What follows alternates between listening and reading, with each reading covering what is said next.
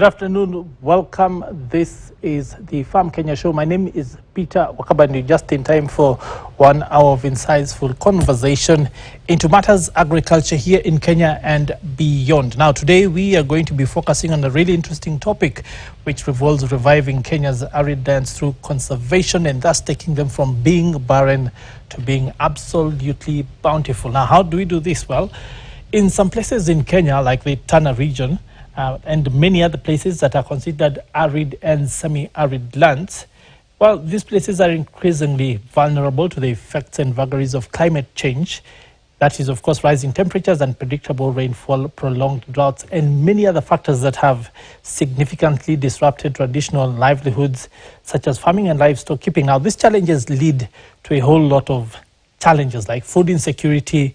They lead to things like economic instability as people fight over resources, and of course, environmental degradation that makes it crucial for communities to adopt alternative, climate resilient, and of course, climate smart livelihoods. Now, today on the show, we will be talking to Dr. Paul Matiku. He is the Executive Director at Nature Kenya. He will be enlightening us just how conservation measures in this area in the Tana Delta transforming farming and the livelihoods of the communities there. Now, Dr. Matiku, of course, is a passionate conservation leader who has been shaping the future of Kenya's national heritage since the year 2001. Quite a bit of experience there. Now, as the Executive Director of Nature Kenya, he has devoted over 2 decades of his life to protecting the country's rich biodiversity and empowering communities locally. Under his leadership, that organization has transformed from a small and under-resourced organization into a conservation powerhouse, achieving remarkable milestones. Of course, he will be here to tell his own story, giving us insights into just what he has been able to achieve over that time and the difference and the impact that that organization has made, and of course, how that fits into your agriculture story. That is later on in the show. For now, let's get into the agri-news segment.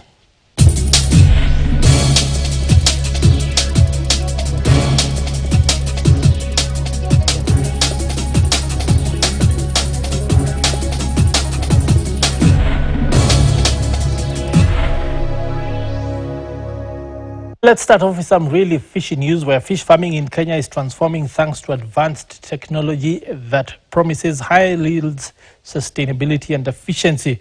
Now, the affordable recirculation aquaculture system has gained traction amongst farmers that are looking to boost production while conserving resources. Our reporter Clement Masombo visited Peter Mongi, a fish farmer in Nyeri County, who's leading the way in looking after his fish in this way after acquiring this training in Israel. Take a look. For years, fish farming in the country has faced significant challenges, unpredictable weather patterns, high operational costs, and frequent disease outbreaks. However, for Peter Mwangi, the solution lies in a modern technique he learned in Israel, the affordable recirculation aquaculture system, which recycles and purifies water, enabling fishing in controlled environments. Luckily, I got a chance to travel to be sponsored by the Israel government. I attended a training in Israel regards to intensive fish farming, and from there I acquired so much knowledge. I saw some experiences in Israel, how the Israel people are doing fish farming, despite being a very hot area, very high temperatures. They're able to do so much. So with that knowledge, I am trying to implement solutions. Unlike traditional pond farming, which relies on large open ponds with minimal control over water quality, the recirculation aquaculture system provides a fully controlled, closed-loop water environment. Water is continuously filtered, treated and reused, allowing for higher fish densities and precise management of water parameters. When I say fish farming, I didn't do so much stocking in the pond system because of, once I said, the challenge of water. And addressing those challenges comes with some innovation, because like the ARA system you're using here is an innovation using through technology to achieve higher productivity of fish. In the pond system, as I showed you, I'm trying to come up with innovative solutions to address these challenges. Other than Mwangi, other farmers in the neighborhood have also embraced the technology, citing an increased fish demand in the country. Agnes Mashira is one such farmer. So hii sasa nimeanza kwangu nyumbani, Hata niko na nia ya kuuza kwa area hii to introduce white meat. Kwa maana Nyeri mmesikia vile tumekuwa hated na hii lifestyle. Na hii kitu inaanzwa na mtu mmoja alafu itaenea kwa hii area. Tufuguse hii mambo ya lifestyle by eating white meat. Despite the breakthrough in aquaculture technology, challenges remain. Access to quality fingerlings and affordable fish feeds continue to be a major hurdle for many farmers. Another challenge, big challenge is feeds. Luckily, we have support from ABDP, the Aquaculture Development Program. We are getting feeds and we're able to supply or feed our fish. But now, question is, once they pull out, what do we do next? So I'm also coming with different solutions from the knowledge I acquired in Israel. I'm using water hyacinth. One, it's filtering the ammonia components on it. Then I'm harvesting the leaves, drying them, and then grinding them and feed back the fish. There's the other technology where I'm using algae. Algae will grow naturally where there's ammonia water. So I'm putting aside some water. Algae is growing. I harvest it and I feed it to the fish. Clement Masombo, KTN. From Nyeri to the world, the story of how fish farming in Israel is taking root in central Kenya. Quite an inspiring story right there in terms of finding alternative sources of protein and alternative incomes. To climate change now, where women in Laikipia County have exhibited their achievement in overcoming challenges attributed to climate change through livelihood diversification. Now, more than 10 women's groups, the majority from pastoral communities, gathered at Nanyuki Sedemol to showcase various projects that have now empowered them economically through venturing into areas that previously were considered the domains of men. The projects include beekeeping and honey processing, growing aloe vera for export, and processing organic soap. Na wananunua kwa bei ambayo ni mzuri. Tumepata kitu ambaye tunaweza kujifanyia kwa mikono yetu bila kutegemea maneno ya wazee, ama unaweza kufanya kazi yako, kusomesha watoto na pia kufanya kazi ya kwako bila usaidizi yeyote. Vitu tunafanya, tunatengeneza hii aloe vera soap. Tunatumia tu aloe vera, tunatumia coconut oil. Na hivyo vitu tu chache, si vitu mingi. Together today we were able to organize and celebrate the International Women's Day through the efforts of Gates Foundation and other donors and other partners that today they were supporting us, giving the possibility to showcase products of self-help women groups from Laikipia. Well, staying with women, now more than 1,500 women in the Kipkelion coffee value chain are set to benefit in terms of accessibility to farms and training programs through their newly launched Association of Women in Coffee Industry, Mashinani. Speaking during the launch, the county executive member for agriculture in Kericho, that is Magarel Lagat, assured the coffee farmers of the county of the government's continued efforts in applying the farmers with high-quality seedlings.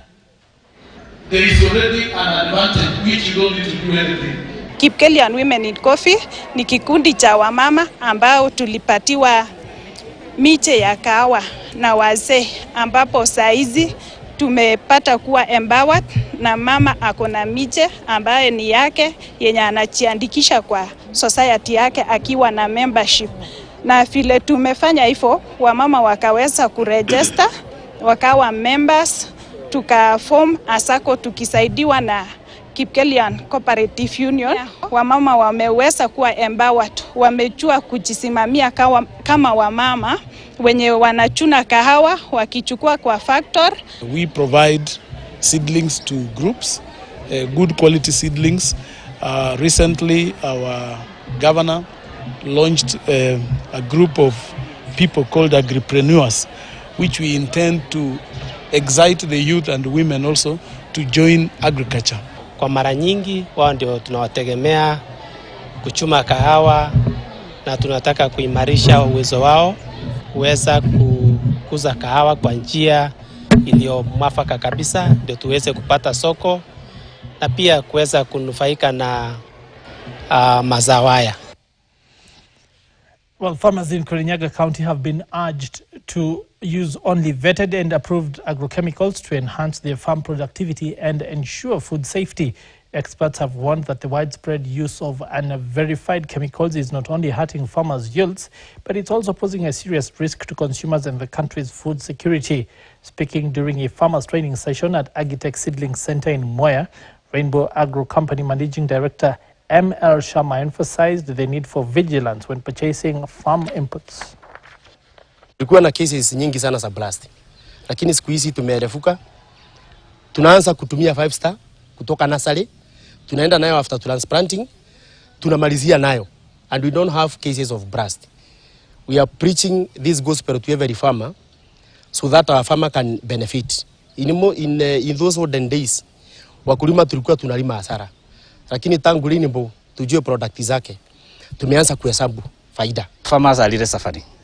The only way you can be able to help our farmers, especially in the horticultural sector, is by having what you call agro-processing industries, value addition industries, so that our farmers can be able to take their produce there and prevent them from incurring losses. So we have decided that have partnership with Mazao Nafia in Kenya, and let's serve the farmer community, and let's train the farmers of Kenya with the latest technology of farming, latest agronomic practices in farming, latest technology which are required to increase the yield of the farmer's field.